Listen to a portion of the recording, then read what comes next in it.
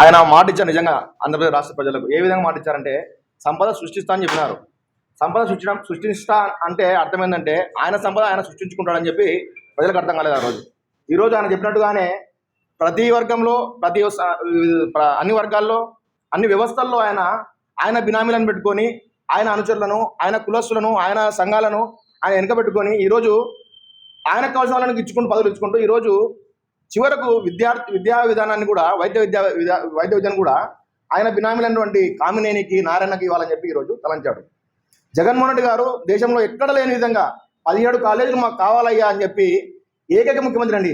17 కాలేజీలు కావాలని చెప్పి కేంద్ర ప్రభుత్వాన్ని అడిగి తెప్పించుకొని స్టార్ట్ చేసి కరోనా లాంటి విపత్కర సమయంలో కూడా 17 కాలేజీలలో భూసేకరణ చేసి 5 కాలేజీలు పూర్తి చేసి ఆయన పీరియడ్లోనే తరగతులు స్టార్ట్ అయ్యాయి.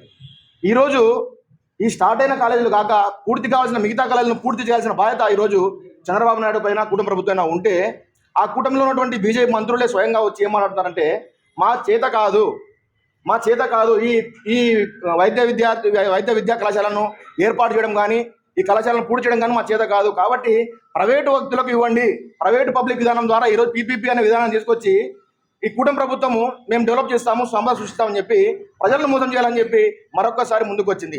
మేము కూడా ఏమంటామంటే వైఎస్ఆర్ కాంగ్రెస్ పార్టీ విద్యార్థి భాగంగా యువకులుగా ఏమంటున్నామంటే అయ్యా జగన్మోహన్ రెడ్డి గారు 5 కాలేజీలు 3 నెలలు పూర్తి చేశారు, మీరు వచ్చి ఇప్పటికి సంవత్సరం దాటిందే, ఇంకా 4 ఏళ్ళు టైం ఉంది కదా, మిగతా కాలేజీలను పూర్తి చేయలేరా, మీకు దమ్ము లేదా, 3 పార్టీలు 4 పార్టీలు కలిసి మీరు పోటీ చేశారు కదా, మీకే ప్రజలు పట్టగంటారు కదా, మీకు దమ్ము లేదా అని చెప్పి మేము సూటిగా ప్రశ్నిస్తున్నాం.